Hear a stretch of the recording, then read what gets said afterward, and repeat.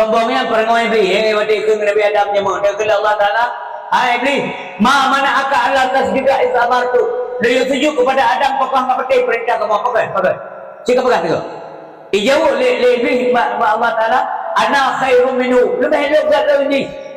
Lebih galau dengan Adam. Maka dia mudah setuju. Khalaqani min nar, lain kerja daripada api. Wa khalaqahu min tin. Sementara Adam itu diciptakan daripada tanah. Lihat, tak lebih mulia lagi ni kuat dia. Itu sombong. Yang menang sombong saya baik iblis. Baik tayang mana. Terima kasih baik kemiana uri alamar. Baik itu. Anak turi itu di alamat. Anak tu sol. Kan tu sol. Anak tu sol. Anak sepuluh anak turi dan